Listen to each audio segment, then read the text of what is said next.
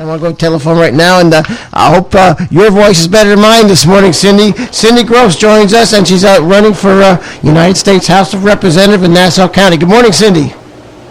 Good morning. It's New York 4 in Nassau County, and thank you for having me. Our pleasure to have you on. Tell us about what you want to do, what you want to accomplish, and everything about what your candidacy is going to be about.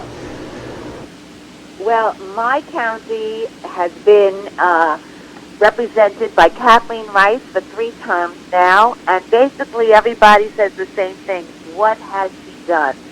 This woman has really done nothing for us, and as a Jewish woman, I will be the first New York Republican Jewish congresswoman, and I will be the first religious woman from either party elected. I would like to go to Washington and actually confront the squad and the anti-Semitism that is going on in the Democratic agenda.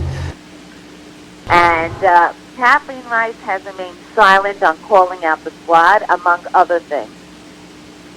Okay, and it's just going to be a great thing that you're going to go to Washington like that. I mean, you've been an activist locally and everything like that, but to do what you're try to accomplish and nobody's going to confront them, that's a great thing.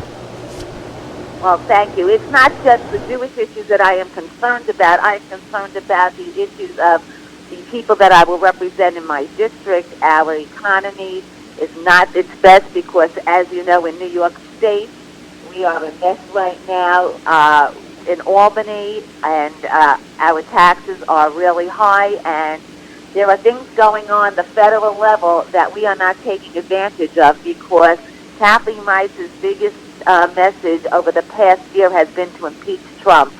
And it's amazing that a former district attorney talks about guilt by accusation rather than innocence until proven guilty. Yeah, that doesn't exist in the Democrat Party for sure. Yes. That's incredible. And over on the Senate side, I don't think anybody's doing anything in the state of New York or New Jersey as well. Well, I tell people in states like ours, pool your resources, pull your donors, and get your volunteers together to winnable seats. My seat is a very winnable seat because I do have a large constituent of Trump supporters that are going to come out and support President Trump. And my county represents a little bit of the country in that it really has a very diverse people from all backgrounds are in my district. So I also work with people like the National Diversity Coalition, and I've been very outspoken about rebuilding the black-Jewish relationship that has been so tarnished by the Democrats in New York State and on the federal level. Issues that are very big with us are like bail reform and working, right now in New York, we have this law about giving illegal immigrants driver's licenses.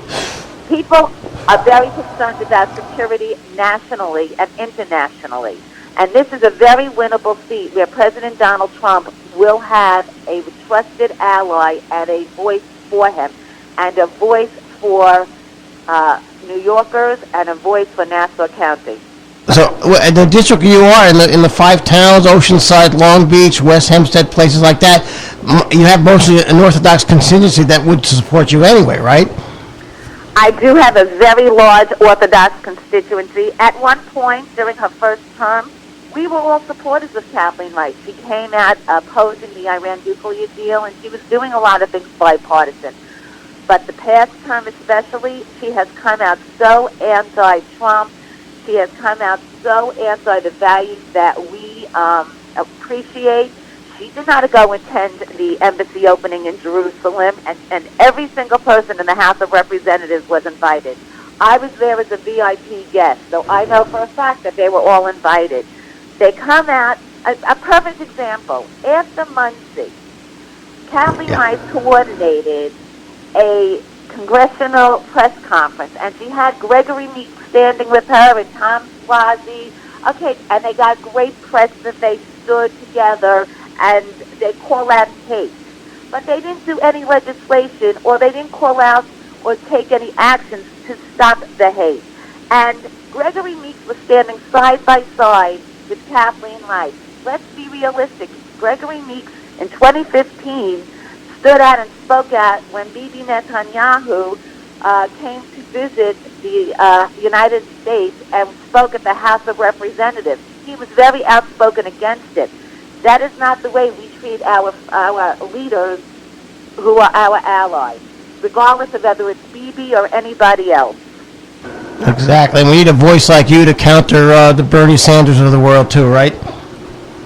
Well, absolutely. And in our neighborhood, I really think that we have to be very concerned about Mike Bloomberg. Mike Bloomberg does have a lot of relationships with people in the tri-state area because of his tenure as mayor. And I can tell you it's coming out every single day, and I'm going to have a lot of exclusives on it, on why Bloomberg would be a horrible president, why he is really not very well respected by many people who worked with him or who voted for him when he started the first term and they were happy with him. And just look at how many misrepresentations that he has, that he's been speaking about buying his way to the election. Yeah, yep. I mean, he keeps telling people he was the mayor when he was during 9/11. He was not. Giuliani was the mayor then, right? Correct. I could tell you, teacher after teacher will tell you what went on in schools when he took over mayoral control. And he actually said on the debate last week how he helped black and brown students. Well, I have the proof that he was not so wonderful to black and brown students, and how he played Ava Moskowitz with charter schools against Randy Weingarten in public schools. Teachers know it. Parents know it. Every taxpayer that's involved in the city system, in the school system, knew what he was doing. And all the things that seem to be a little questionable, not just a little, a lot of questions regarding his mayoral control of schools. His popularity was great because he came in on the coattails of Giuliani, of course. But we regard him as a pompous elitist around here. Not only that, he's trying to buy his way. Yeah. Whatever you want to say about Trump, he's not buying his way. Everything about him is grassroots. You know, the news will not tell you what's going on in California. Of course While not. he's telling you about Bernie winning, they're not telling you about the fundraising that's going on for Donald Trump and the grassroots that's going on there. California is going to be a place where they are going to have questions as it comes closer to November. New Jersey is in play. Look what happened with the rally last month. Yep. And they expected 5,000 people, maybe 6, and they got 150,000 people responded. Well, I am telling you, New York 4 is in play, as opposed to other seats around New York State, because of the demographics here, because of the large Orthodox Jewish population that is overwhelmingly for Trump, and because people in this district who used to support Kathleen Rice will no longer support her. This is the time to come together and make your voice, our voice together, because I will be working for everybody. It's a voice for everyone. And this election takes place when? It's the same day you go vote for President Donald J. Trump, and I'm telling everybody very, very, very seriously, you have to change your registration and make sure that you vote Republican down the line. If you want to know what disaster happens when you don't do that and you think you're voting for Trump and you're voting for Democrats on state and local levels, just take a look at that. What's going on in Albany, New York?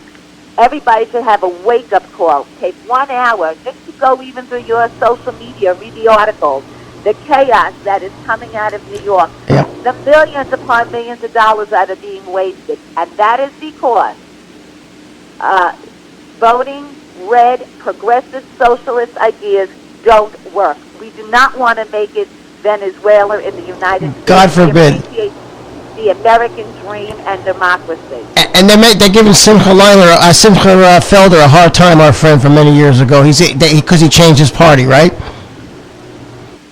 You could change your party. It's very easy. You could contact me at info@cindygrosz.com. We could give you information. You could go to my website. You could help out, cindygrosz.com. We would love to have it. This is a voice for all of us. We are pooling our efforts together. We're going to take a seat back. We're going to surprise them. It's a seat they're not expecting. Now, they talk a lot about the Max Road seat. They talk a lot about the seats upstate. They talk about the swing states. Well, this is a surprise. And you know what? We have one Jewish congressperson from Suffolk County now make the second person from Long Island a voice for President Trump, a voice for the Jewish people, and a voice for democracy. That's Lee Zeldin out there, right? He's a great guy. Yes. All right, well, I wish you hatzlacha with everything you're going to do, and people can contact you. You have a website, cindygrosz.com, right? Grosz. Make sure you check that. Grosz. It's Hungarian, yes. That's okay. Nothing wrong with that. We like that here. All right, so you'll come back on the radio and give us an update at some point? Absolutely. It's very important that every one of your listeners shares this information. If everybody seems to have friends in West Hempstead, in the 5 towns, by the Lido beaches. There are multiple schools out in this area. Get in touch with everybody you know to make sure they vote, and everybody can help out. An $18 donation, a $36 donation. This is a voice for Israel. This is a voice for American Jewish issues. This is a voice for rebuilding the black-Jewish relationship that has gone so horribly bad.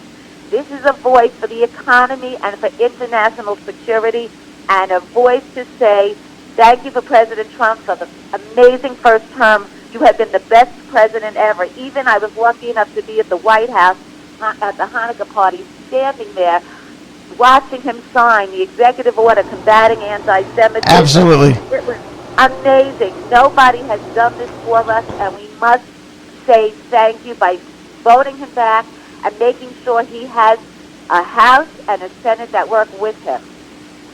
Which is certainly not the case now. And I know Zev Brenner was at that signing with you, so I know everything was right on with that. And you're in Al D'Amato's Alphonse D'Amato's district, right? This is actually his district. Yes, it is. All right. Well, we wish you all hatzlacha with everything, and you'll check in with us as time goes on, and we'll keep you up, and we'll keep pushing for you, right? Well, I really appreciate it. Again, for your listeners, please go to cindygrosz.com. You can email me if you want to volunteer at info@cindygrosz.com. We have petition drives going. We have multiple fundraisers planned.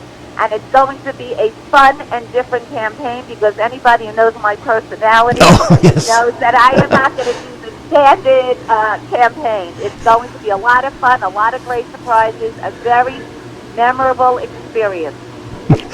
Thank you so much for taking time out of the busy schedule to be with us this morning. I much appreciate it. Thank you so much for including me. Anytime. Okay, thank you. 7:41 this morning. That's Cindy Grosz, everybody. Doing a lot for the communities around here. We wish her luck with everything she does.